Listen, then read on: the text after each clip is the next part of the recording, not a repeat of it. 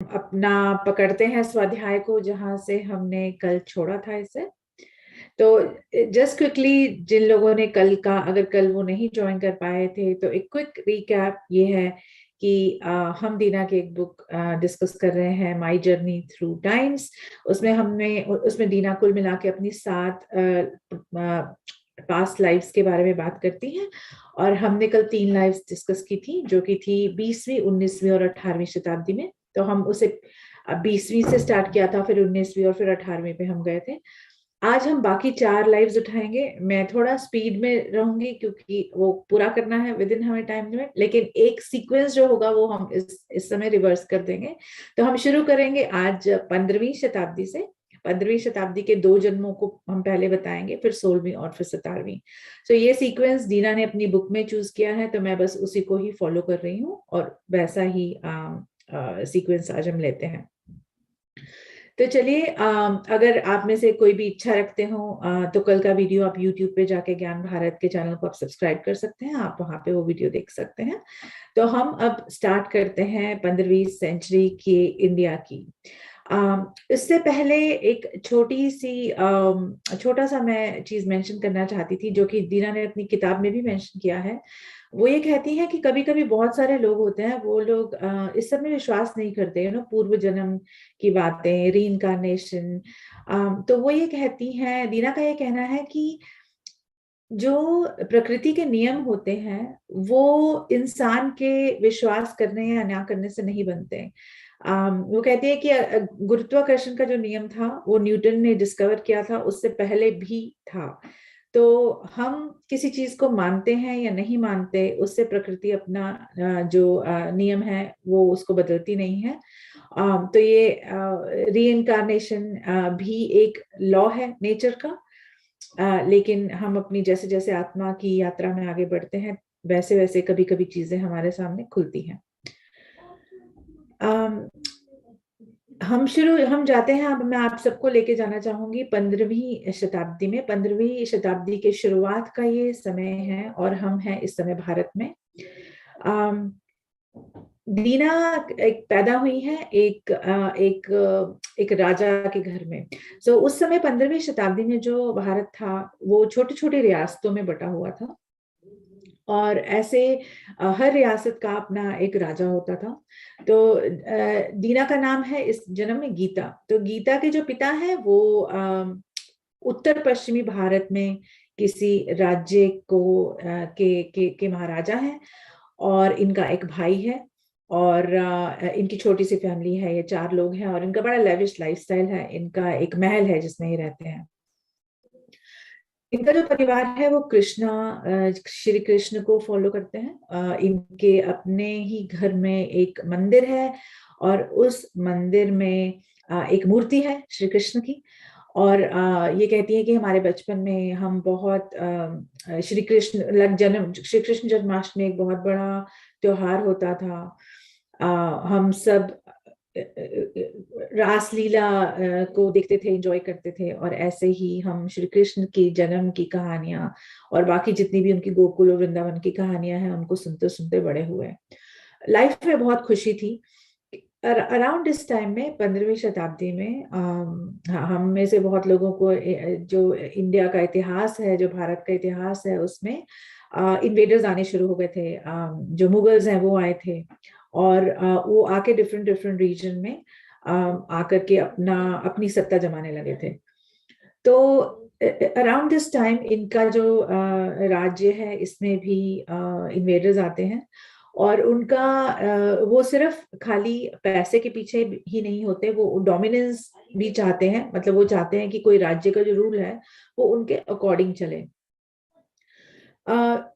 इनके जो इनके पिता के एक सलाहकार होते हैं, वो सलाहकार इनको ये कहते हैं कि ये जो हमारे अब एक शेख हैं जिन्होंने इन्वेड किया है हमारा जो राज्य है, तो एक तरीका उनसे बचने का ये है कि हम इनसे शादी का एक रिश्ता कायम कर लें, जिससे क्या होगा कि हमारी आगे कोई लड़ाई नहीं होगी। और हम उस शादी के साथ एक संधि प्रस्ताव रख सकते हैं और उस संधि प्रस्ताव में हम अपनी कुछ शर्तें रख सकते हैं कि कैसे हम कि हम क्या चाहते हैं, कि हमारी क्या टर्म्स एंड कंडीशंस होगी कि वो आके हमारे साथ जब हमारे राज्य में वो अपना डोमिनेंस लेकर आते हैं। तो अब ये इनके पिता के लिए बहुत ही मुश्किल एक सिचुएशन आ जाती है कि उनकी एक ही बेटी है और एक तरीके से उन्हें ये देखना पड़ रहा है कि मैं अपनी बेटी की शादी जो है इस शेख का एक बेटा है उसके साथ कर दूं। अब वो इनका जो भाई होता है उसको ये सुनकर बड़ा गुस्सा आता है और वो कहता है कि इससे अच्छा है कि हम लड़ाई करेंगे, लेकिन मैं अपनी बहन की शादी वहां नहीं होने दूंगा। लेकिन इनके जो पिता हैं वो मेच्योर भी हैं, उन्हें ज्यादा एक्सपीरियंस भी है, तो वो ये कहते हैं कि अगर हम एक संधि नहीं करते हैं शेख के साथ तो हमारे जो लोग हैं वो काफी मुसीबत में आ सकते हैं। तो इस समय हम अगर एक एक क्या कहते हैं डिप्लोमेटिक तरीके से या राजनीति को देखते हुए और सबकी लोगों की खुशहाली को देखते हुए यही बेटर है कि हम गीता की शादी जो है शेख के बेटे के साथ कर दें। गीता इस समय सिर्फ 14 साल की है और शेख में और जो ये इनके पिता हैं जो महाराज हैं इनमें एक संधि हो जाती है और उस संधि के अकॉर्डिंग ये अपनी कुछ टर्म्स और कंडीशंस रखते हैं और इनकी शादी हो जाती है। इनका जो भाई होता है वो इतना क्रोधित होता है कि वो अपने पिता से भी बात नहीं करता और वो शादी अटेंड भी नहीं करता। गीता को कुछ समझ नहीं है, अभी वो सिर्फ 14 साल की है। उन्हें इतना समझ आ गया है कि मेरी शादी एक बहुत डिफरेंट माहौल में, मतलब शादी के बाद मैं बहुत डिफरेंट माहौल में रहने चली जाऊंगी। और लेकिन ये देखती हैं कि जो शेख का बेटा होता है वो भी इनकी ही उम्र का होता है और ये दोनों ही मतलब एक तरीके से बच्चे होते हैं। शादी के बाद इन्हें एक नाम दिया जाता है नूर। गीता को ये पसंद नहीं आता कि मेरा नाम, क्योंकि वो एक कट्टर हिंदू परिवार में पली बड़ी है तो उन्हें पसंद नहीं आता। लेकिन जो शेख का जो ये बेटा है ये बहुत अंडरस्टैंडिंग है और ये इन्हें कहता है कि ठीक है, मैं आज से तुम्हें गीता नूर कहूंगा, तो तुम्हें अगर नूर नाम पसंद नहीं है तो ठीक है। उसका नाम होता है अली और गीता बोलती है कि मैं तुम्हें अली कृष्णा कहूंगी। तो ऐसा दिखाया कहानी में कि कहीं ना कहीं ये दोनों बच्चे हैं, इनके दिमाग में अभी ये सब जो बड़ों की बातें हैं वो नहीं है और ये एक दूसरे के साथ एडजस्ट करते हैं और बियॉन्ड ये हिंदू या मुसलमान के बियॉन्ड देखते हैं। ऐसे टाइम बीतता है, कुछ साल बीत जाते हैं, 3-4 साल बीतते हैं। गीता जो है ये इनके जो भाई हैं उनकी सगाई होती है और गीता अपने घर जाती है। पहली बार शादी के ये पहली बार अपने घर जाती हैं। जब ये ये आज तक शेख का जो महल होता है उससे कभी बाहर नहीं निकली थी। अब जब ये शेख के पैलेस से बाहर निकलती हैं वो देखती हैं कि रास्ते में एक मंदिर होता था, बड़ा प्राचीन विष्णु भगवान का एक मंदिर होता था। तो वो हमेशा बच्चे जब थे वो बचपन में वहां जाया करते थे। तो ये देखती है कि वहां पे वो बिल्डिंग नहीं है, जो पूरा जो इमारत थी वो गायब हो गई है। तो वो अपनी पालकी से उतरती हैं, इधर उधर देखती हैं, सोचने की कोशिश करती है कि कहीं मैं भूल तो नहीं रही। लेकिन उनको वो बोलती है कि नहीं, मंदिर तो यही था। तो वो मंदिर कहाँ चला गया। खैर ये अपने घर पहुंचती हैं, ये देखती हैं कि इनके जो पिता हैं वो बहुत ही चिंतित हैं। बहुत एक जो घर का माहौल है वो कुछ अच्छा नहीं है। इनके जो माता पिता हैं इनसे ज्यादा कुछ कहते नहीं हैं और भाई तो खैर इनसे बात ही नहीं करते जब से इनकी शादी हो जाती है तब से। इन्हें कुछ समझ नहीं आ रहा कि क्या चल रहा है घर में। ये बात करने की कोशिश करते हैं तो सब टाल देते हैं। वहां रहते रहते इनको ये पता चलता है कि ये प्रेग्नेंट है और इनका जो ये फर्स्ट चाइल्ड है। ओवर द टाइम पीरियड इनके भाई की शादी की जो रस्में चलती हैं उसमें एक समय पे ये अपने भाई के पास जाती हैं और उसको बोलती हैं कि तुम मुझसे बात करो, मुझे समझ नहीं आ रहा है कि घर में सब लोग इतने टेंस क्यों हैं। तो इनका भाई ने बोलता है क्या तुम्हें पता नहीं है, सच में पता नहीं है कि तुम अनजानी बन रही हो। तो बोलती है कि क्या हो रहा है। तो बोलते हैं कि जब से तुम्हारी शादी हुई है तब से शेख ने जो भी हमारी संधि थी उसकी हर कंडीशन को उसने तोड़ दिया है। हमारे बहुत सारे मंदिर जो हमारे राज्य में थे वो सब अब डिमोलिश हो रहे हैं। शुरुआत ऐसे की जाती है कि वो कहते हैं कि हम इस चीज को हम मंदिर बहुत पुराने हैं और हम इन मंदिरों को रेनोवेट कर रहे हैं, लेकिन उसके बाद वो उसे तोड़ देते हैं और बोलते हैं कि अब वापस नहीं बन पाएगा क्योंकि बिल्डिंग बहुत पुरानी थी। तो मतलब वो बड़ी चालाकी से और कनिंग स्टाइल से धीरे धीरे धीरे धीरे हर संधि की शर्त को तोड़ रहे हैं। अब जब गीता ये सुनती है, इनको बहुत गुस्सा आता है। इस अपने भाई की वो सारी जो फेस्टिविटीज होती हैं वो खत्म होती हैं, तो ये वापस अपने पैलेस में आती हैं। ये पैलेस में आके इनका जो एक दर्द होता है, जो अपने घर का दर्द घर में देख के आई होती है, एक मजबूरी, वो इसकी गुस्से में बदल जाती है। अली आते हैं, अली इनको पूछते हैं कि क्या हुआ, तो वो एकदम से गुस्से में बरस पड़ती हैं और वो बोलते हैं कि तुम्हारे पिता ने सारी शर्तें तोड़ दी संधि की, और तुम मतलब ये जो भी हो रहा है, तुम हमारे शहरों को पूरा ट्रांसफॉर्म कर रहे हो और ये हमारा जो कल्चर है उसे ये खत्म कर रहा है। तो गीता बोलती है, गीता एक स्टैंड लेती है, गीता बोलती है, अली बोलता है कि मैं इसमें कुछ नहीं कर सकता, ये मेरे पिता कर रहे हैं जो भी कर रहे हैं और मैं इसमें कुछ भी नहीं कर सकता। तो आगे से गीता बोलती है कि ठीक है, अगर तुम्हारे पिता ये सब कर रहे हैं तो ठीक है, जाओ अपने पिता को बोलो कि मेरे पेट में तुम्हारा बच्चा है और मैं ये अब कसम खाती हूँ आज से अभी से कि ना तो मैं एक भी अन्न का दाना लूंगी, ना ही मैं पानी की एक भी बूंद लूंगी, जब तक एक नया अग्रीमेंट नहीं बनता और मेरे पिता और तुम्हारे पिता उसे साइन नहीं करते। ये जो अली है वो थोड़ा सा वो सोचते हैं कि समझाने की कोशिश करते हैं, इमोशनली समझाने की कोशिश करते हैं, धमकाने की कोशिश करते हैं, हर तरीके से कोशिश करते हैं, लेकिन गीता एकदम अडिग है। कई दिन, कुछ दिन बीत जाते हैं, शेख को पता चलता है, वो भी हर तरीके से कोशिश करते हैं कि और इसको बोलते हैं कि जो तुम चाहती हो ये तो नहीं हो सकता, तो तुमको ही झुकना पड़ेगा। लेकिन गीता बोलती है कि ठीक है, मैं झुकूंगी नहीं, ये आपका वंश है जो मेरे पेट में है, अगर अब जो भी होता है वो भगवान के हाथ में है। मैं लेकिन जब तक आपने शर्तें तोड़ी हैं, अगर आप उसे वापस नहीं लेकर आते तो मैं तो जो भी हो मुझे कोई परवाह नहीं, मैं खाना नहीं खाऊंगी। करते करते 9-10 दिन बीत जाते हैं। डॉक्टर आता है, इनकी तबीयत थोड़ी बिगड़ने लगती है। डॉक्टर भी आके बोलता है कि अगर अभी भी कुछ नहीं होता है तो ये प्रॉब्लम हो सकती है। एंड में जो शेख होते हैं वो झुकते हैं, वो कहते हैं कि ठीक है। इनके पिता को बुलाया जाता है, दोबारा से एक संधि, इनका एक नए पेपर साइन होते हैं, डिक्री साइन होती है, और जिसमें ये कहा जाता है कि जो मंदिर अब चले गए वो चले गए, लेकिन आगे से कोई भी मंदिर नहीं टूटेगा जब तक इस पे महाराजा के हस्ताक्षर नहीं होंगे। तो ये दिखाया कि इसमें गीता में कितना करेज है कि वो किस तरीके से उन्होंने एक स्टैंड लिया उस चीज के लिए जो उन्हें ठीक लगा। इनका कुछ समय बाद, जब अभी ये प्रेग्नेंट ही होती हैं, तो इनके एक साधु आते हैं, तो इनको इनके जो सर्वेंट होते हैं वो आके बताते हैं कि आपको एक कोई साधु, कोई इंडियन साधु है वो आपसे मिलने आए हैं। तो ये मिलने जाती हैं, तो वो साधु आके इनको बोलते हैं, उनको इसका सब पता होता है, जैसे उनको पता होता है कि क्या बैकग्राउंड है, क्या हुआ है इनके घर में। तो वो ये बताते हैं कि तुमने जो स्टैंड लिया वो तुमने बहुत हिम्मत दिखाई है, तो तुम्हारा अब आगे बेटा होगा, तुम्हें चिंता करने की कोई जरूरत नहीं कि तुमने 10-11 दिन खाना नहीं खाया, तुम्हारा बेटा बिल्कुल ठीक है। लेकिन ये बेटा थोड़े ही समय बाद तुमसे ले लिया जाएगा, क्योंकि इस बेटे को एक कुरान की शिक्षा दी जाएगी, कुरानिक तरीके से इसे बड़ा किया जाएगा।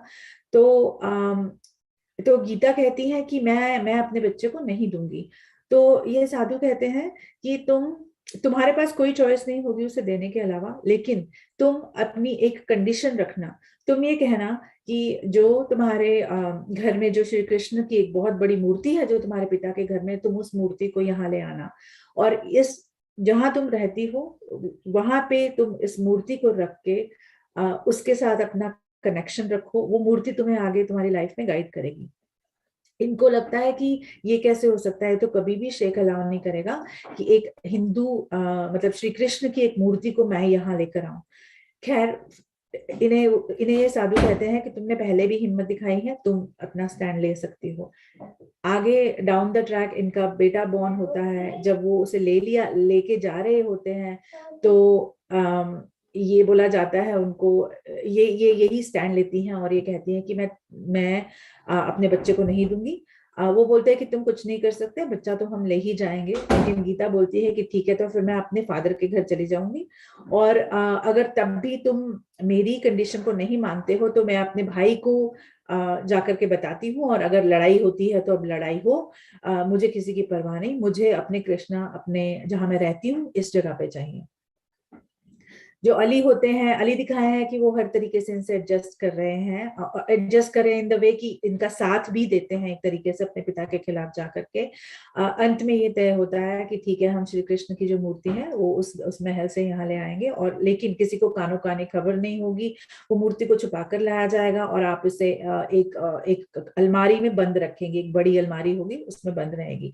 गीता मान जाती है और वो मूर्ति को यहाँ ले आते हैं। अब शेख के घर में रहते हुए भी गीता का अपना एक अपनी दुनिया सी बसने लगती है, जहां वो जैसे उनका बचपन था, जैसे वो श्री कृष्ण से बातें करते करते बड़ी हुई थी, ऐसे ही अब उनका एक वापस एक नाता जुड़ जाता है, एक डिविनिटी के साथ उनका नाता जुड़ता है। ओवर द टाइम पीरियड जो अली होते हैं उनकी दूसरी शादी होती है, फिर तीसरी शादी होती है, उनके और भी बच्चे हो जाते हैं, और इधर से जो गीता भी होती है इनकी और बेटा होता है और बेटियां भी होती हैं, 2 बेटे 2 बेटियां होती हैं। जो बेटे होते हैं उन्हें ले लिया जाता है और उन्हें कुरान की शिक्षा दी जाती है, लेकिन जो बेटियां होती हैं उन्हें इनके साथ ही छोड़ दिया जाता है। एंड एज अ रिजल्ट ये अपनी डॉटर्स को पूरे श्री कृष्ण की बचपन की कहानियां सुनाकर बड़ा करती हैं। जब अली की और शादी हो चुकी होती है और ये मूर्ति को अपने महल में ले आई चुकी होती है, तो इनके वैवाहिक जीवन में वैसे भी एक गैप आ चुका होता है, और ये पूरी तरीके से एक डिवोटेड मतलब हमेशा पूजा में, और पूजा में कहिए या भक्ति में रहती हैं। एक समय पे इनको एक सर्वेंट आके बोलता है कि आपके एक मौलवी हैं, वो आपसे मिलना चाहते हैं। तो ये जाती है मिलने के लिए। तो वो जो मौलवी होते हैं वो सूफी होते हैं एक्चुअली, बेसिकली वो सूफी संत कहते हैं कि मैं बहुत बहुत इंटरेस्टेड हूँ जो वेदों में ज्ञान दिया गया है हिंदुइज्म के, और आप क्योंकि एक हिंदू हैं तो मैं ये चाहता हूँ कि आप एक डिबेट कराइए, जो कि हिंदू और मुस्लिम्स के जो रिलीजन्स और फेथ के बारे में है, ये सब हम आपस में डिबेट करें, कंस्ट्रक्टिव तरीके से हम एक दूसरे के धर्म को जाने और हम उसमें से सीखें। तो ये जो सूफी थे ये बहुत लर्नेड सूफी थे, इनका एक बहुत डीप रिस्पेक्ट था वैदिक नॉलेज के लिए। तो जो गीता है ये सोचती है कि ये बहुत अच्छी चीज हो सकती है कि अगर मैं एक ऐसी सूत्रधार बनूं कि जिसमें हम 2 धर्मों के बीच में एक अंडरस्टैंडिंग को लेकर आए, क्योंकि ये 15वीं शताब्दी का सारा समय ये है जब एक टेंशन की शुरुआत हो रही है हिंदू और मुसलमानों में।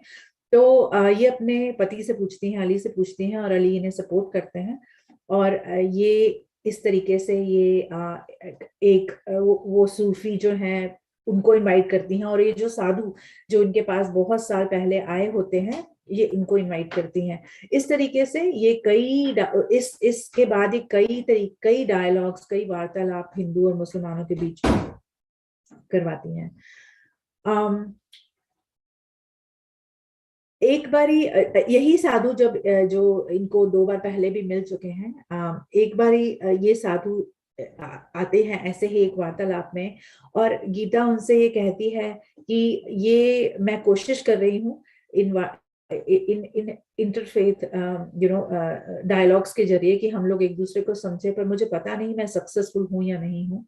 तो वो साधु इन्हें कहते हैं कि तुम्हें ये समझना होगा कि किसी भी चीज का, किसी भी हैपनिंग का एक पास्ट होता है। अगर आज की डेट में अगर मंदिर टूट रहे हैं तो इसमें बहुत सारी एक बैकग्राउंड है, और उसका कारण ये है कि हम लोगों ने रिचुअल्स को बहुत ज्यादा प्रेफरेंस दे दी, मतलब एक परंपरागत जो रूढ़िवाद है उसने कहीं ना कहीं जो सत्य है उसको ढक लिया, और ये एक बहुत बड़ा कारण बना है कि जिससे मंदिरों को एक नुकसान पहुंचा है। इसका जो इफेक्ट होगा ये हम आगे की कई जनरेशन्स में देखेंगे, इसकी जो टेंशन्स होगी ये आगे बहुत समय तक हमें भुगतनी होगी, एक इंडिविजुअल बेसिस पे भी और एक सामूहिक सामूहिक कर्म के बेसिस पे भी। वो बोलते हैं कि लेकिन तुमने अपना काम किया है, तुमने ऐसे बीज रोपित किए हैं जो आने वाले समय में अपना फल देंगे। तुम्हारी आत्मा की उससे एक एक एक प्रगति होगी। और वो कहते हैं कि देखो, तुम अगले जन्म में, तो इस जन्म में तुमने कृष्ण को पूजा जो कि एक फॉर्म है, और अगले जन्म में आप फॉर्मलेस को पूजोगे, तो अगले जन्म में तुम अब मुसलमान बन के पैदा होगी, और जो तुम्हारे पति हैं अली, वो एक हिंदू बन के पैदा होंगे, जिससे अब तुम्हारी आत्मा में, आत्मा की जर्नी में आप ये समझेंगे कि फॉर्म और फॉर्मलेस कोई अलग नहीं है। सारे जो रास्ते हैं वो एक ही डायरेक्शन में लीड करते हैं। ये इनकी जिंदगी थी, जो एज ए दिखाया कि किस तरीके से एक हिंदू परिवार में जन्म लेती हैं, एक मुस्लिम परिवार में इनकी शादी होती है, किस तरीके से बार बार ये स्टैंड लेती हैं वहां पे बिना डरे, एक एक करेज को शो करते हुए, करेज को डिस्प्ले करते हुए, और इस तरीके से ये हिंदू मुसलमान में उस समय डायलॉग्स कराती हैं। अब हम थोड़ा सा अगर देखें कि डीना क्या करती है, डीना इस टाइम इस समय पे ये global piece initiative of women की हेड हैं, जो कि एक यूएन के बहुत सारे प्रोजेक्ट्स लेते हैं और इंटरफेथ डायलॉग्स ऑर्गेनाइज कराते हैं। तो जैसे इजराइल फिलिस्तीन के बीच में, इंडिया और पाकिस्तान के बीच में, और इन्होंने इन जनरल बड़े सारे सूफी योगी डायलॉग्स भी पिछले कुछ सालों में ऑर्गेनाइज किए हैं।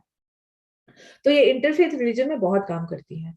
ये कुछ साल पहले ये एक सूफीज के एक डेलीगेट को, एक पूरे ग्रुप को ऋषिकेश लेकर आई थी, और जिनमें से कुछ सूफीज ने वशिष्ठ गुफा में बैठ करके वहां पर अपनी अपनी अपनी पूजा की थी, या अपना जो भी उनका रिचुअल होता है वो किए थे। तो वो ये दीना ये कहती है कि शायद जो मैं आज काम करती हूँ वो एक रिपीटेशन है मेरी टेंडेंसीज का, जो मैं कर रही हूँ, जो कि मैंने 15वीं शताब्दी में भी किया था। तो वही बीज जो मैंने पहले 500 साल पहले एक तरीके से जो मैंने रोपित किए थे, मे बी आज मैं उन्हीं को ही आगे लेके जा रही हूँ। इसीलिए इंटरफेथ रिलीजन का काम मुझे इतना अच्छा लगता है करना। तो ये इनकी कहानी होती है 15वीं शताब्दी की। और जैसे कि वो साधु हैं जो उन्हें एक गाइड करते हैं, इनके कभी कभी जब डाउट्स होते हैं उन्हें क्लियर करते हैं, वो वही साधु ने जैसे इन्हें कहा होता है कि तुम अगले जन्म में अब एक मुस्लिम बन के पैदा होगी। तो 15th सेंचुरी में ही, 15वीं शताब्दी में ही इनका जो जन्म होता है पर्शिया में होता है। और पर्शिया में ये एक बहुत ही हम्बल बैकग्राउंड में पैदा होती हैं। जैसे अब आप देखिए कि कितना एक तरीके से कंट्रास्ट अब हम यहाँ देखेंगे कि एक जन्म में वो रानी थी, और अब अगले जन्म में वो एक बहुत ही इनके जो फादर है वो सूफी हैं, मदर की डेथ हो गई है, इनका नाम है मीनू। ये पर्शिया में पैदा हुई है, मदर की डेथ हो जाती है चाइल्ड बर्थ के दौरान ही।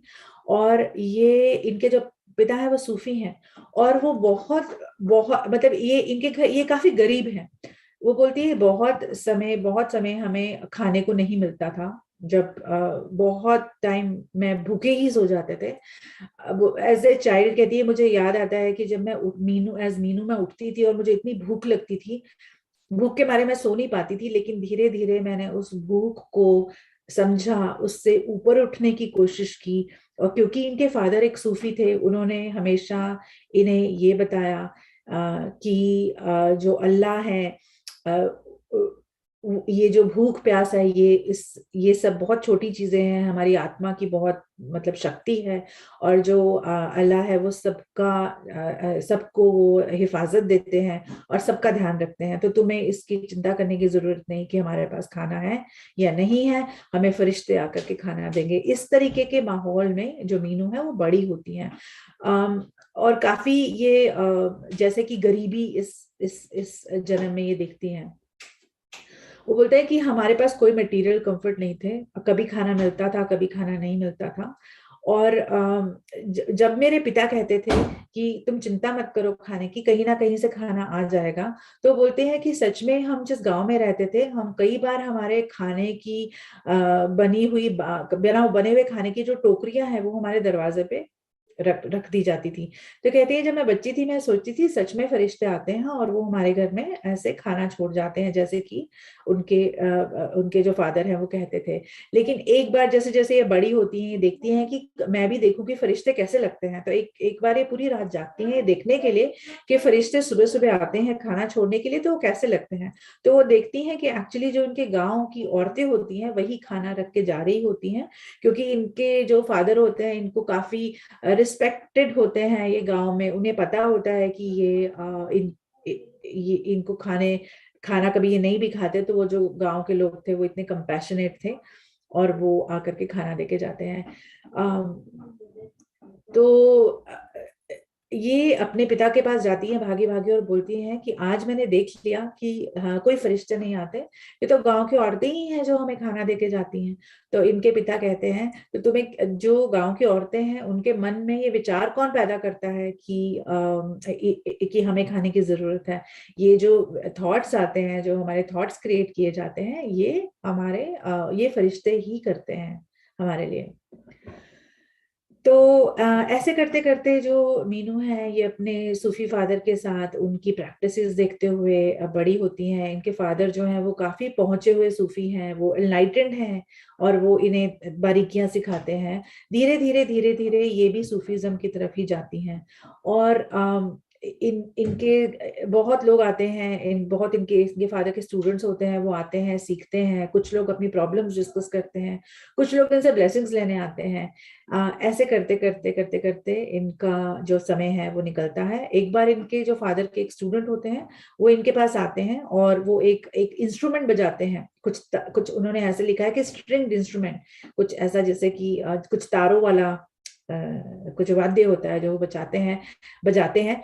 तो कहीं ना कहीं जो मीनू है उनका थोड़ा सा ध्यान जाता है इस स्टूडेंट की तरफ, और इनके जो फादर हैं वो पकड़ लेते हैं और वो इसको बोलते हैं मीनू को कि तू उधर ध्यान मत दे। तो क्योंकि ये जो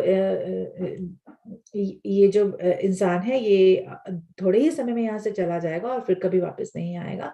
तो वो दिखाते हैं कि जैसे इनका थोड़ा भटकाव हो रहा है, तो उन्हें वापस इनके फादर रास्ते पे लेकर आते हैं।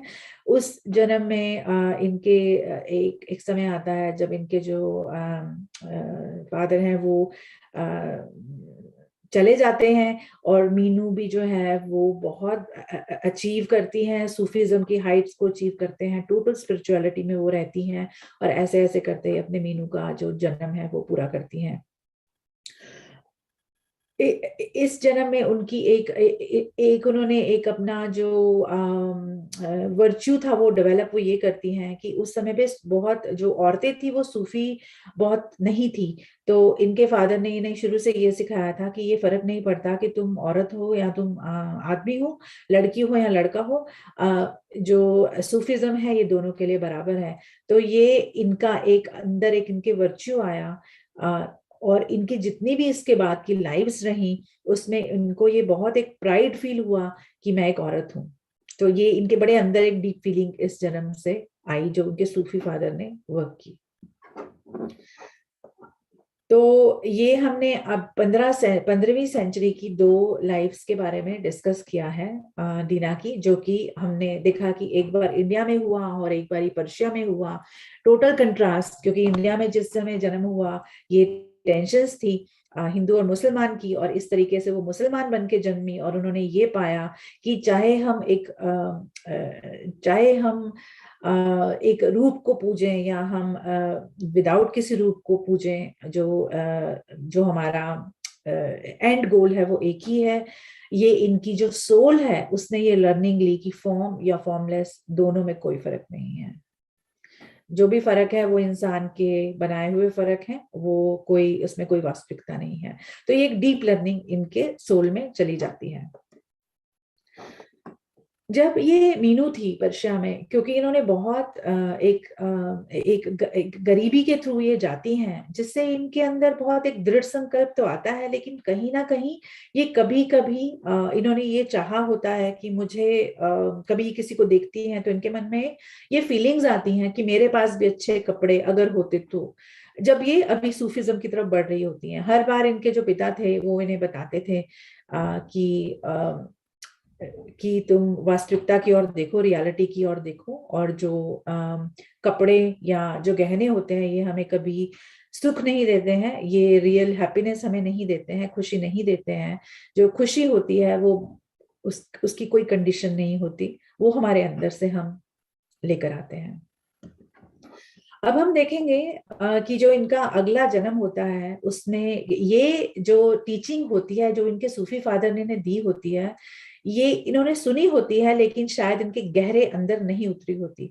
बहुत बार हम सबके साथ हम ऐसा होता है कि हम चीजें सुनते हैं, हमें ऐसा लगता है हाँ ये सच भी है, लेकिन जब तक हमें उस चीज की अनुभूति नहीं होती तब तक वो चीज हमारे अंदर गहराई में नहीं उतरती।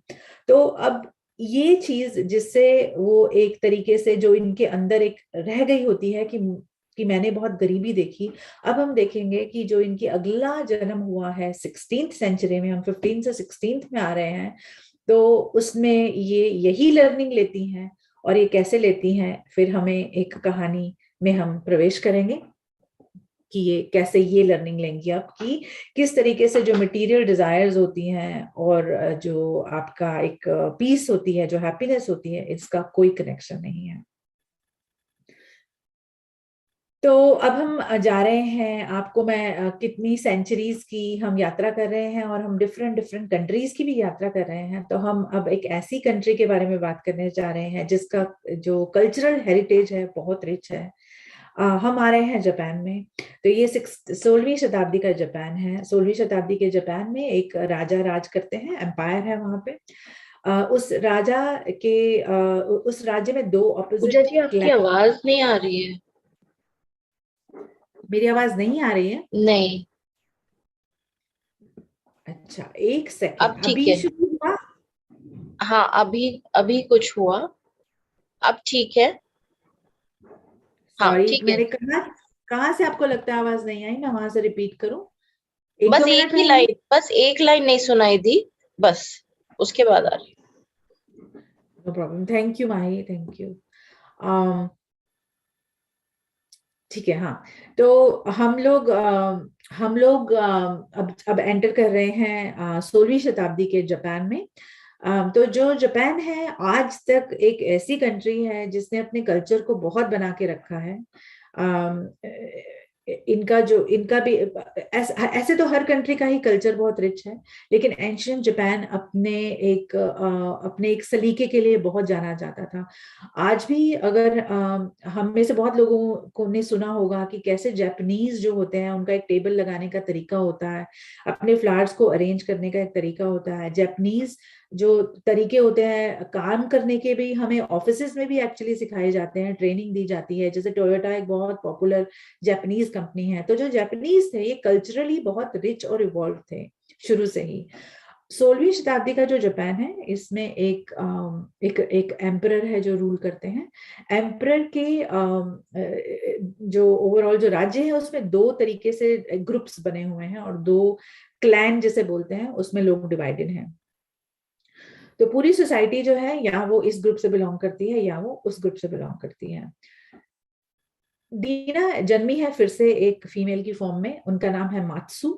मात्सु की जो शादी है, इन जब समय आता है जब इनका मैरिजेबल एज आती है, तो जो इनके पिता होते हैं वो जो एम्परर होता है उसके काफी क्लोज एक सलाहकार होते हैं। तो इनके जो पिता कहते हैं कि हमारे जो ये दो क्लैन है, जो दो ग्रुप्स हैं, इनमें काफी टेंशन्स रहती हैं।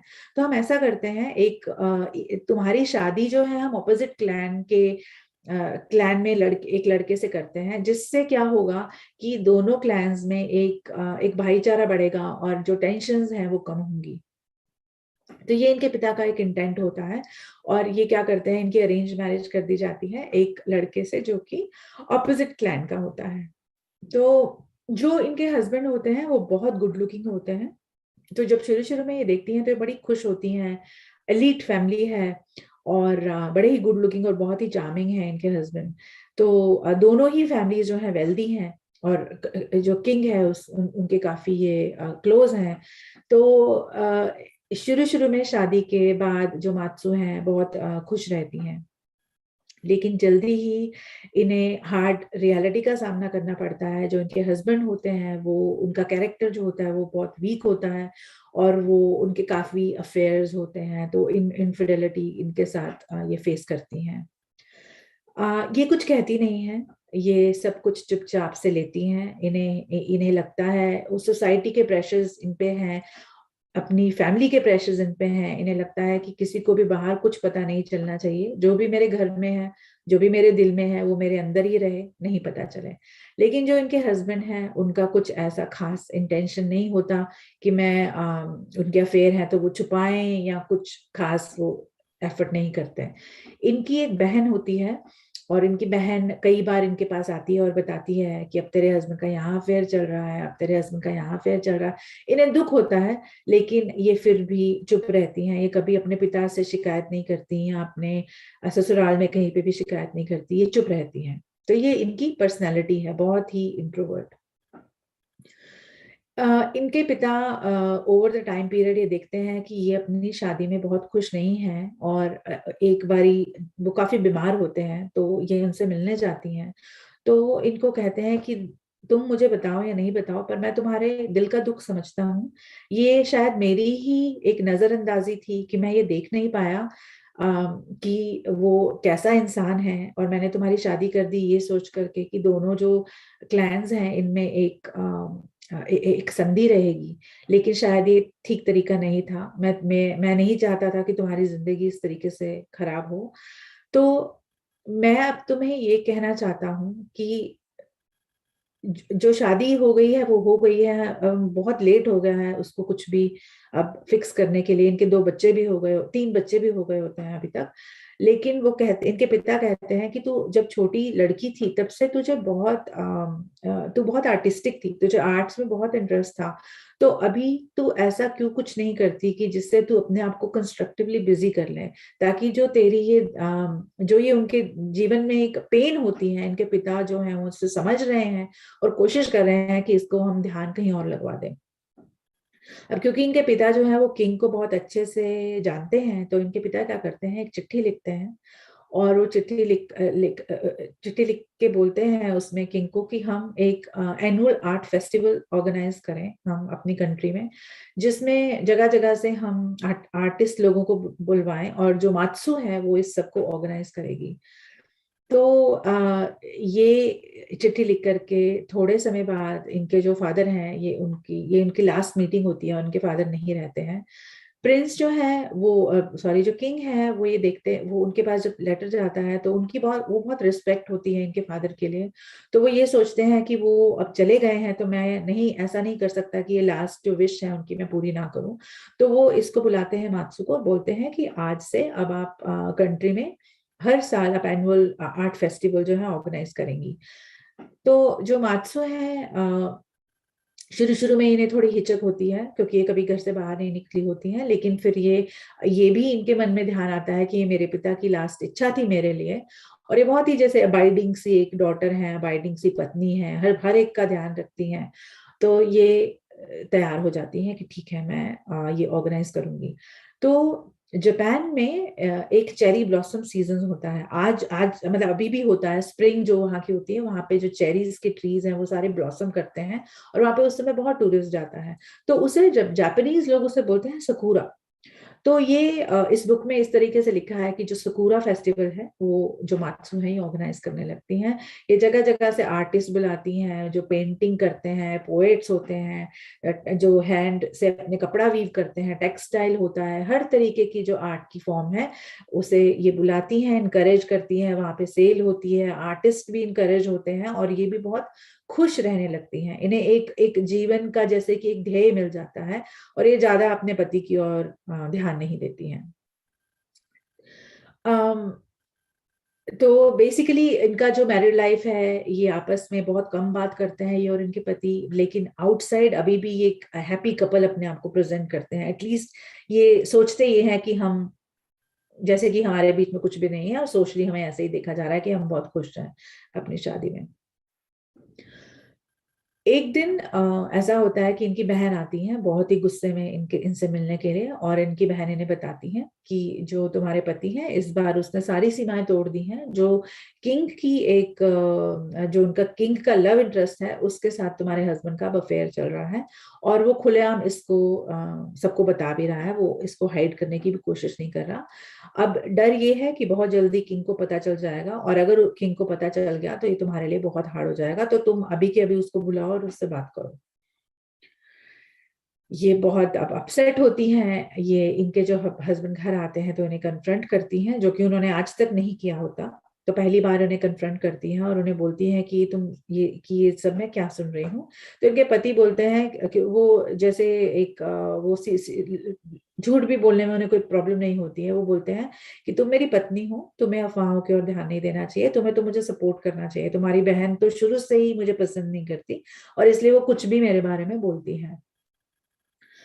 अम, अब इन्हें अंदर से पता होता है कि जो बहन बोल रही है वो गलत नहीं बोल रही है, वो ठीक ही बोल रही है, लेकिन ये कुछ कर नहीं पाती क्योंकि इनके जो हस्बैंड है वो इनको या तो सुनना नहीं चाहते हैं और या वो नकार देते हैं जो भी ये कहती हैं।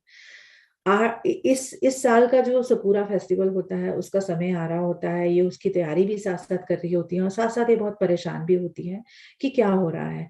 इतने में इनको एक नोट आता है जो किंग है उनसे, और ये कहा जाता है उसमें कि जो इस साल का सपूरा है वो हम कैंसिल कर रहे हैं। अंदर से ये समझ जाती हैं कि वही हुआ जिसका डर था, जरूर ही जो किंग है उन्हें पता चल गया है मेरे हस्बैंड के बारे में, और इसलिए ये सब हुआ है जो सब हो रहा है। ये बहुत बहुत परेशान हो जाती हैं। अब इनको एक, क्योंकि मात्सू ने अपनी सारी जिंदगी अगर हम देखें तो अभी तक एक बबल में जी है, एक ऐसे बबल में जिसमें उन्होंने बाहर कुछ और दिखाया, जो अंदर की रियलिटी थी उनकी लाइफ की कुछ और थी। तो एक तरीके से जो इसका प्रेशर है ये इन पे बहुत ज्यादा है कि अब लोगों को पता चल जाएगा तो क्या होगा। तो मात्सु कहती है कि हमारे पूरे परिवार को जाना जाता था, मेरे मायके और ससुराल दोनों को ही कंट्री में बहुत अच्छे से जाना जाता था, और मुझे अब ऐसा लग रहा था कि ये फेस्टिवल कैंसिल हो रहा है तो मेरी कितनी बदनामी होगी, और ऊपर से सबको ये पता चल जाएगा कि मेरा जो हस्बैंड है वो कैसा है, मेरे बच्चों को पता चलेगा, मैं कैसे इस चीज को फेस करूंगी। उन्हें लगता है कि उनकी जो इतने सालों की उन्होंने इज्जत कमाई है वो आज उनकी आंखों के आगे खत्म हो रही है। वो बहुत दुखी होती हैं, और वो एक जहाँ पे वो सकुरा फेस्टिवल ऑर्गेनाइज करते हैं वहां पे वो ऐसे ही चली जाती हैं वॉक करते करते, और वहां पे वो देखती हैं जो राजा जो किंग के लोग हैं वो हर जगह के पोस्टर लगा रहे होते हैं कि इस साल का जो सकुरा फेस्टिवल है वो कैंसिल हो रहा है। ये एक ब्रिज होता है वहां पे ये खड़ी हो जाती हैं और नीचे नदी बह रही है पूरे वेग के साथ। तो एक बारी को उनको उनके इनको इतनी हताशा आती है कि ये सोचती है कि शायद मेरे लिए यही इजी है सबको फेस करने से कि मैं यहाँ पे कूद जाऊं और अपनी जान दे दूं। मेरे बच्चों को तो किसी तरीके से मतलब मेरी बहन मैनेज कर ही लेगी। वो इतना ज्यादा मतलब निराश फील करती है कि अपने बच्चों के बारे में भी इससे ज्यादा वो नहीं सोचती। इतने में जब ये ऐसे इनके दिमाग में ऐसी चीजें आज आ रही होती हैं तो एक इन्हें आवाज आती है, और वो एक आवाज वो एक किसी की आवाज आती है और वो कहते हैं कि कितना सुंदर सीजन है, जल्दी ही पूरे जो चेरीज के फ्लावर्स हैं वो ब्लूम कर जाएंगे। तो ऐसे मौसम में ये सैडनेस क्यों। तो ये सिर उठा के देखती हैं तो वहां पे एक मॉन्क एक बौद्ध बौद्ध भिक्षु खड़े होते हैं, और वो बौद्ध भिक्षु इनसे कह रहे होते हैं ये सब बातें।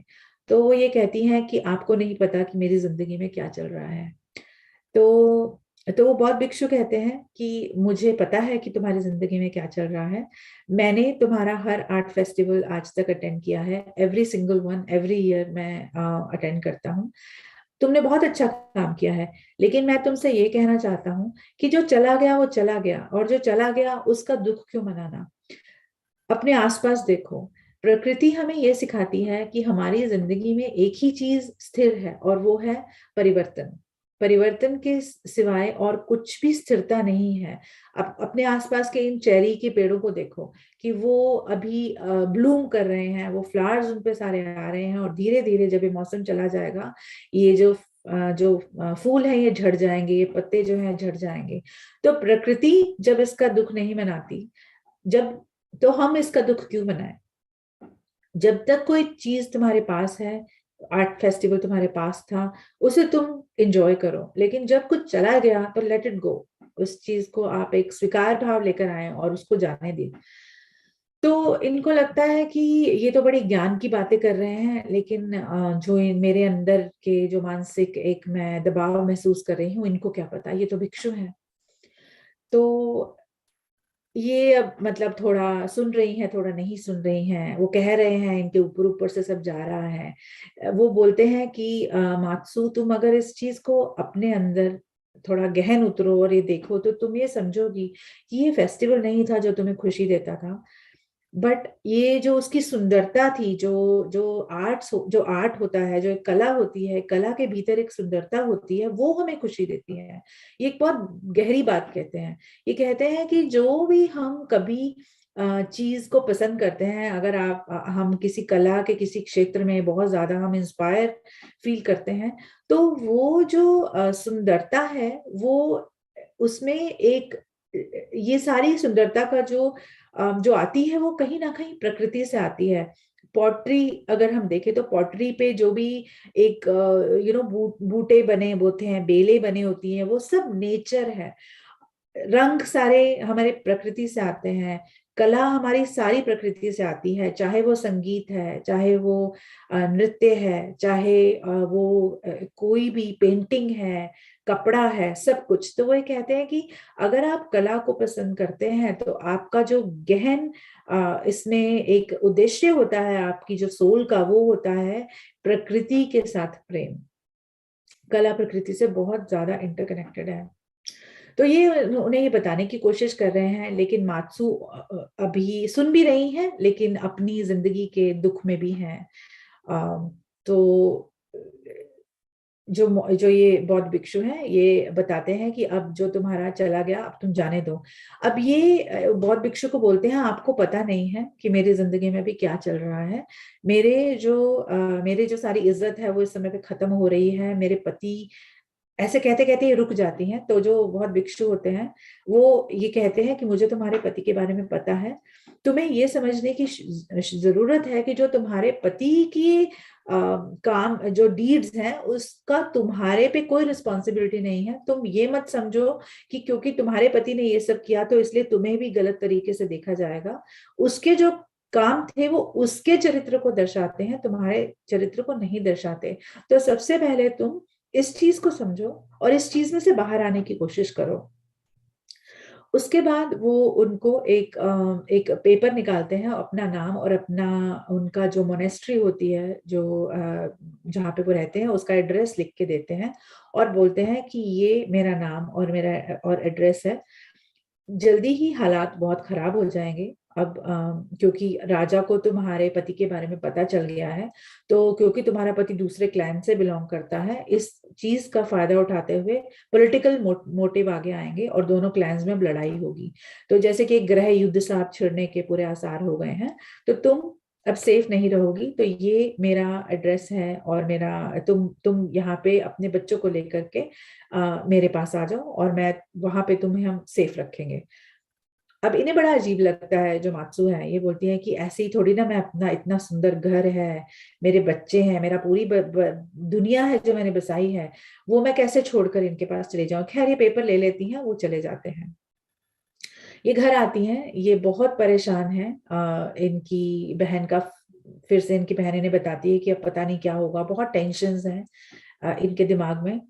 और ये धीरे धीरे अपने घर को देखती हैं, बैठती हैं, देखती हैं कि कितने सुंदर सुंदर इन्होंने कितने महंगे महंगे, एक से बढ़कर एक चीज जो है फर्नीचर में इकट्ठा की है। कितने सुंदर सुंदर इनके किमोनोज हैं, किमोनोज जो जापानीज एक पोशाक होती है, वो इन्होंने इकट्ठे की हैं। और जापानीज जो लेडीज होती हैं, वो अपने बालों में स्टडेड कॉम्स रखती हैं, कंघी होती है, उनके ऊपर जेम्स लगे होते हैं, वो रखती हैं। तो ये अपने सारे कलेक्शंस देख रही हैं, अपनी ज्वेलरी देख रही हैं कि मेरा कितना सुंदर संसार था जिसमें मैं रहती थी, और अब ये क्या हो रहा है मेरे साथ। मतलब ये सब, ये बहुत भिक्षु ने भी जो बोला, उससे भी वो बहुत अपसेट हो गई हैं, समझ नहीं पा रही हैं, बहुत कंफ्यूज हैं।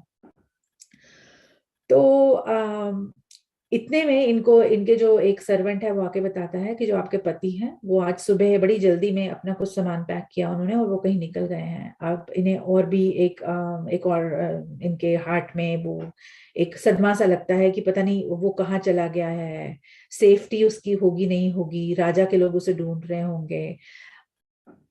ऐसे करते करते ये अगले दिन सुबह सुबह एक मंदिर होता है, जो जापानीज मंदिर होते हैं, जापानीज श्राइन होता है, वहां पे ये जाती हैं, जहाँ पे एज ए चाइल्ड ये जाती थी। और वहां पे इन जापानीज एक गॉडेस होती हैं, उनको जाके ये प्रे करती हैं और जाके बोलती हैं कि मुझे नहीं पता कि मुझे अब क्या करना चाहिए, लेकिन अब आप ही मुझे कोई रास्ता बताएं। वो इतना एम्बेरस फील कर रही होती हैं अपनी ओवरऑल सिचुएशन से। वो कहती हैं कि अब गॉडेस को जाके प्रे करती हैं, आप प्लीज मुझे कहीं छुपा दीजिए कि मैं किसी को फेस ना करूं। रात होती है, रात को अचानक से इनको एक नन मिलने आती है। एक नन माने जो भिक्षु, जो औरत भिक्षु होती हैं उनको नन कहा गया है। वो मिलने आती हैं और वो इन्हें कहती है कि अभी के अभी आपको और आपके बच्चों को घर से निकलना होगा। ये बोलती है कि मैं अभी घर से नहीं निकल सकती, मेरा तो सारा घर है, मैं अगर आऊंगी भी तो थोड़े समय बाद आऊंगी, मुझे सारा सामान भी अपना पैकअप करना होगा। तो वो नन बोलती है आपके पास कोई समय नहीं है, कुछ पैकअप आप नहीं कर सकती, अभी के अभी आप यहाँ से अपने बच्चों को लीजिए और निकलिए। तो ये बोलती है कि देखियो मैं अभी ऐसे तो मैं तो नहीं निकल सकती हूँ ऐसे, मैं, आप ऐसा कर सकती हैं, आप रुक सकती हैं मेरे घर, इतनी रात को आप आई हैं, और कल सुबह हम सोचते हैं इसके बारे में बात करते हैं। इतने में इन्हें एक स्मेल आती है स्मोक की, कि जैसे कुछ जल रहा है। तो ये देखती हैं अपनी खिड़की से बाहर कि इनके घर को आग लग चुकी होती है। तो वो जो नन है वो बोलती हैं कि जल्दी चलिए। ये अपने बच्चों को उठाती हैं, उनको फटाफट उठा के ये सब भागते हैं। जो ये नन है ये अपने साथ ही जो बैकयार्ड होता है उसमें दो घोड़े खड़े होते हैं और वो बहुत भिक्षु खड़े होते हैं, उन्होंने पूरा इंतजाम किया होता है इन्हें बाहर निकालने के लिए, और ये इनको और इनके बच्चों को निकाल करके ले जाते हैं। और ये पूरी रात जो है ये जा रहे हैं घोड़ों पे। जब मात्सु बैठती है घोड़े पे और पीछे मुड़कर देखती हैं, तो वो देखती हैं कि उनका इतना सुंदर घर, उसकी एक एक चीज जो उन्होंने कलेक्ट की, अब वो जो है सब स्वाहा हो रहा है, सब जल रहा है। और ये अपनी जान बचाते हुए अब ये भाग रही हैं। और ये जो आग लगाए, बाद में इन्हें पता चलता है कि जो ये आग लगी है ये राजा के लोगों ने लगा दी थी आग, जब इनके पति को मारने के लिए। लेकिन उन्हें बाद में पता चलता है कि जो इनके पति हैं वो निकल चुके हैं यहाँ से, तो वो उनके पीछे भी लोग भेज देते हैं और वो उनको भी मार देते हैं। मात्सु की अब जिंदगी जो है वो एकदम से जो बड़ी लैविश उनकी बहुत एक क्या कहते हैं मटेरियलिस्टिक लाइफ थी, अब मटेरियलिस्टिक लाइफ से वो एकदम से एक मोनेस्ट्री में आ गई हैं जहाँ पे उनके पास सिर्फ अपने बच्चे हैं। तो वो ये एक बारी को सोचती हैं कि एटलीस्ट मैं सेफ हूँ, मेरे बच्चे सेफ हैं। इतने में वो बहुत भिक्षु उनके पास आते हैं जो उन्हें ब्रिज के ऊपर मिले होते हैं, और वो उन्हें बताते हैं कि बाहर की हालत बहुत खराब है, राजा के लोग तुम्हें ढूंढ रहे हैं, तुम्हारे बच्चों को ढूंढ रहे हैं, तुम्हारे पति अब जा चुके हैं, और तुम इस मोनेस्ट्री में जब तक हो सके तब तक तुम रहो, लेकिन मैं तुम्हारा ये चाहता हूँ कि तुम सब लोग अपने बालों को शेव कर लो, ताकि उन्हें कोई भी अगर यहाँ तुम्हें ढूंढता आए तो तुम्हें पहचान ना सके, उन सबको ये लगे कि ये भिक्षु ही हैं। तो तो जो मात्सु है और इनके बच्चे हैं इनके हेड शेव कर दिए जाते हैं और ये मोनेस्ट्री में रहते हैं। बहुत समय लगता है मात्सु को ये समझने में कि मेरे साथ हो क्या गया, कि मेरा पूरा जो घर था, परिवार था, सब खत्म हो गया। इनको सिर्फ एक थोड़ी अंदर सेटिस्फेक्शन है एज अ मदर की इनके बच्चे ठीक है। और मात्सु के जब बाल उतारे जाते हैं तो ये इनको एक बहुत शर्म महसूस होती है, ये किसी के सामने नहीं आती उस मोनेस्ट्री में भी, क्योंकि ये अपने आप को फेस नहीं कर सकती, क्योंकि इनके जो वो बाल थे उनको लगता था कि ये मेरी सुंदरता थी और मेरी सुंदरता जो है मुझसे चली गई है। धीरे धीरे मोनेस्ट्री के तौर तरीके समझती हैं। जो ये भिक्षु थे इन्हें सेंस सही कहा जाता है, सेंस सही जो है ये इनको बहुत समय देते हैं रिकवर करने के लिए। धीरे धीरे ये प्रकृति के साथ समय बिताती हैं और अपने इस शौक से बाहर आती हैं कि मेरी लाइफ में क्या हुआ है।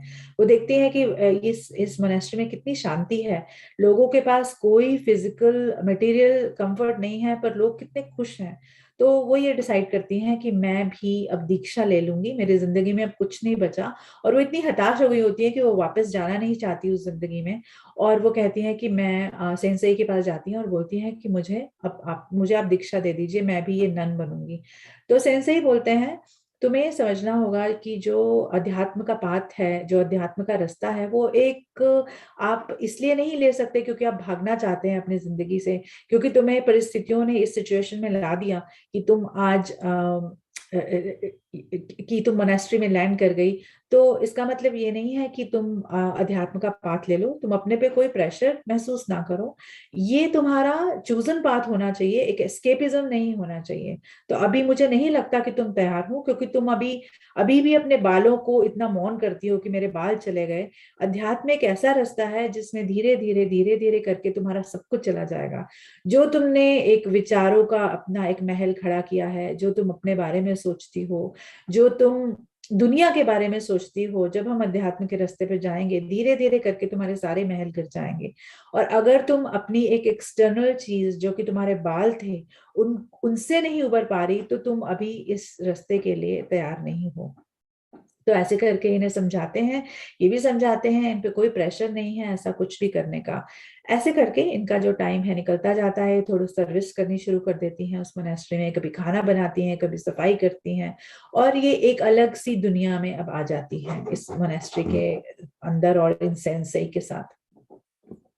करते करते अब जो ये ओवर द टाइम पीरियड दिखाते हैं जो मॉन्क हैं वो इन्हें ये ओवर द टाइम पीरियड ये खुद एक्चुअली सच में ही नन बन जाती हैं, दीक्षा लेती हैं, कल्टीवेशन प्रैक्टिस करती हैं, और जो बौद्ध धर्म के सूत्राज होते हैं उन सूत्राज को समझती हैं। तो ये जो अपनी बाकी की जिंदगी होती है इनकी पूरी अध्यात्म की तरफ चली जाती है। तो ऐसे करते करते इनका ये जो जीवन काल है इस मोनेस्ट्री में ही खत्म होता है। एक समय पे इन्हें ऑप्शन दी जाती है कि तुम अब जा सकती हो अपनी जिंदगी में वापस। इनकी बहन को पता चलता है कि ये यहाँ पे है, वो लेने आती हैं, लेकिन ये एक तरीके से इनका टेस्ट होता है कि अभी भी मटेरियलिस्टिक कंफर्ट की तरफ अट्रैक्ट हो रही हैं या नहीं हो रही हैं। लेकिन ये चूज करते हैं कि मैं नहीं जाऊंगी, और ऐसे करते करते इनका ये जीवन जो है वो खत्म हो जाता है और ये नन ही रहती है। तो अगर हम देखें तो इस जीवन काल में इन्होंने ये अपनी आत्मा की एक ग्रोथ की हुई है, और ये इन्होंने बौद्ध धर्म को एज एक भिक्षु बनी है ये, और उन्होंने इनके सूत्रास को जाना। और जैसे पहले वो हिंदू बनी, फिर वो मुसलमान बनी, अब वो बौद्ध बनी। तो ऐसे करते करते वो हर हर जन्म ऐसा ले रही हैं कि वो उसके धर्म के जो रूल कहे जाते हैं उनको वो समझ रही हैं। तो ये ओवरऑल ये किताब है इस इनकी दीना की। ये 3 जिंदगियां मैंने आपको कल बताई, 3 अभी मैंने बताई इस समय पे, और एक जो बहुत ब्रीफ है, हम 2 लाइनों में खत्म करेंगे टाइम को देखते हुए। जो इनकी लास्ट लाइफ है वो 17वीं शताब्दी में ये काशी में पैदा हुई है मीरा बनके। मीरा नाम करके एक लड़की है। और मीरा जो है, मीरा की जो ओवरऑल लाइफ का थीम रहता है वो ये रहता है, एक बनारस में वो ये समझती हैं गंगा के किनारे पलती हैं बढ़ती हैं। बनारस में इनकी शादी होती है और वो ये समझती हैं कि गंगा एक्चुअली क्या है। ये सिर्फ एक बहता पानी नहीं है, बल्कि जो गंगा है एक ये देवी है। ये अपने एक्सपीरियंस इनको होते हैं उनके थ्रू ये समझती हैं। और दूसरी चीज जो मीरा बन के रियलाइज करती हैं वो है डिवाइन फेमिनिन। डिवाइन फेमिनिन मतलब कि जो माँ दुर्गा हैं उनकी ये शक्तियों को रियलाइज करती हैं, उनके साथ ये कनेक्शन इस जन्म में लेकर आती हैं। तो अब आज की जो चारों हमने जिंदगियां देखी उसमें चारों में ही कहीं ना कहीं इनकी जो हम देखते हैं कि कैसे सोल स्ट्रगल भी करती है चीजों से, लेकिन उसके ऊपर भी उठती है जब उसे एक्सेप्ट कर लेती है। जैसे मात्सु जापान में जब ये एक्सेप्ट करती है, चाहे धीरे धीरे चाहे मुश्किल से, कि मेरा अब सब खत्म हो गया है, जो मैं बबल में रहती थी वो बबल बर्स्ट हो गया है, तो कैसे इनकी सोल जो है वो इनको आगे बढ़ाती है। तो जब मीरा की जिंदगी में आती हैं तो ये सर्विस करती हैं लोगों की, जो भी गरीब गरीब होते हैं या जो बच्चे होते हैं उनको ये सर्विस करती हैं, और इस तरीके से ये अपनी सोल की ग्रोथ करती हैं। ये बुक अब हम यहाँ पे कंक्लूड करते हैं। जो कंक्लूडिंग रिमार्क्स हैं डीना के, डीना कहती हैं कि मैंने अपनी जिंदगी के 8-10 साल लगाए इन सारी मेमोरीज को सोच लेकर आते हुए, और इन सारी मेमोरीज को सीक्वेंस में ऑर्डर करते हुए, ये समझते हुए कि कहाँ कहाँ पे मेरे जो बिंदु हैं, मैं कहाँ कहाँ पे इन्हें ज्वाइन करती हूँ, कैसे मेरी पूरी पिक्चर बनती है। कहती है क्या फायदा हुआ, मैंने क्यों इतना 8-10 साल अपनी पूरी जिंदगी के इस सब में बिताए। तो बोलती है मुझे यहाँ पे ये फायदा हुआ कि मैंने जब अपनी जिंदगियों के सारे अप्स एंड डाउन्स देखे, तो मुझे एक डीप अंडरस्टैंडिंग आई कर्मा की, कि किस तरीके से हम लोग किस तरीके से हम अपनी डिजायर्स, चाहे वो पॉजिटिव हो, चाहे वो किसी के प्रति मेरा प्रेम था, चाहे वो किसी के प्रति मेरी नफरत थी, चाहे वो मेरा अज्ञान था, किस तरीके से मैं बार बार बार बार ये जन्म, मैं अपनी इच्छाओं के पीछे भागती रही और मैं ये जन्म लेती रही। नो डाउट मेरी ग्रोथ भी थी, लेकिन फिर भी मैं ग्रोथ भी कर रही थी, लेकिन फिर भी मैं चीजों के पीछे भागती थी। जैसे एज मीनू, जब वो इतने एक इवॉल्व सूफी की बेटी बनकर आती हैं, तब भी वो स्पिरिचुअलिटी की हाइट्स तक पहुंचने वाली होती हैं, लेकिन फिर भी उनके दिमाग में कहीं ना कहीं ये रहता है कि हमारे पास मटेरियल कंफर्ट नहीं रहे। तो ये जो डिजायर्स होती हैं, जो हमारे बहुत अंदर गहरी डिजायर्स होती हैं, ये किस तरीके से हमें बार बार उसी चक्र में उलझाती हैं। और मीनू की इस डिजायर की वजह से ही वो मात्सु बनकर फिर जापान में एक एलीट फैमिली में आई थी। तो ये कहती है कि मैंने अब इतनी जिंदगियां देख ली, इतनी सारी जिंदगी में इतनी सारी, मैं अपनी डेथ भी रिकॉल की, इतने मेरे फादर हुए, इतने सारे मेरे, कभी माँ कोई पिता बना, कभी कोई माता बना, डिफरेंट डिफरेंट रोल सबने प्ले किए, कितने मेरे हस्बैंड्स, अलग अलग हस्बैंड्स थे, बच्चे थे। मैंने गरीबी भी देखी और मैंने बहुत अमीरी भी देखी। मैं रानी भी बनकर आई और मैं मीनू भी बनकर आई जब मेरे पास खाने को कुछ नहीं था। मैंने सफरिंग भी देखी, मैंने खुशी भी देखी। तो आज जब मैं इन सारी अपनी जिंदगी को पीछे मुड़ के देखती हूँ, तो मुझे लगता है कि ये तो सारे स्वप्न थे, और मैं कौन थी? मैं वो थी जो इन सपनों को रचती थी। मैं मैं ही हर बार अपने ही पर्सनालिटी के एक पार्ट को प्रोजेक्ट करती थी, और मेरी ही जो आत्मा है वो ये जर्नी अपनी लर्निंग के लिए हर हर हर बार मेरी आत्मा जो है वो लर्न करती रही। लेकिन अगर मेरा, वो कहती है मेरा सार ये है कि अगर हम कर्म करते हुए भी अटैच ना हो, हम एक अकर्ता के भाव से, एक साक्षी भाव से जब हम जिंदगी को जिए, तो वो वहां पे हम कर्मा की मास्टरी करते हैं। और ये कहती है कि मैंने अपनी सारी ये जो 10 साल की जर्नी में बैठ करके रिकॉल की, उसका ये मेरा निचोड़ है कि कि हम किस तरीके से कर्म करते हुए भी अकर्ता का भाव रखें। और एक लास्ट चीज वो ये कहती है कि मेरे हर जन्म में, मेरी हर ये 7 जिंदगी में कोई ना कोई ऐसा था जो हर बार मुझे मदद करने आया, मुझे रास्ता दिखाने आया। जब मैं मात्सु थी तो बौद्ध भिक्षु आए, जब मैं गीता थी तो एक साधु आए, जब मैं मीनू बन के जन्मी और बहुत मुझे हार्डशिप लगा था फेस करना, तो मेरे सूफी फादर आए। तो बोलती है कि हम सबकी जिंदगी में कोई ना कोई ब्लेसिंग होती है। तो शायद हम सब भी, हम जो ज्ञान भारत में इस समय जुड़े हैं, शायद हम लोगों के लिए एक होमवर्क है कि हम भी देखें कि हमारे जीवन काल में क्या ब्लेसिंग है। वो हमारे माता पिता हो सकते हैं, हमारे बच्चे हो सकते हैं, हमारे कोई गुरु हो सकते हैं, हमारे कोई ऐसे भी हो सकते हैं जिनसे हमारा कोई रिलेशनशिप नहीं हो, कोई दोस्त हो सकता है, जरूरी नहीं कि फैमिली हो। लेकिन हम सब की लाइफ में ब्लेसिंग्स होती हैं, बहुत बार हम उन ब्लेसिंग्स को समझते नहीं हैं। तो ये सब करते करते दीना ने बस एक और चीज इस बुक में ये बताई थी कि उन्होंने ये भी बोला था, ये भी एक्सप्लेन किया था कि वो जब बिटवीन लाइफ्स के बारे में भी बताया है कि हम कौन से रियलम में जाते हैं। अब उसको मैं डिस्क्राइब नहीं करूंगी, मैंने नोट्स भी नहीं बनाया उसको डिस्क्राइब करने के लिए, लेकिन अब दीना परसों हमारे साथ जुड़ रही हैं और हम उनसे ही ये सुनना चाहेंगे कि उनके ही शब्दों में कि ये रियलम्स जिनके बीच में हमारी चेतना बार बार जाती है जब हम मृत्यु के बाद और अगले जन्म से पहले का जो समय होता है जहां हम बिताते हैं, वो कैसे होते हैं रियलम्स, हम उनसे ही सुनेंगे और उसके बाद हम उसके नेक्स्ट डे उसका अनुवाद करेंगे और आप सबसे शेयर करेंगे हिंदी में। तो आई थिंक यही किताब का अंत है।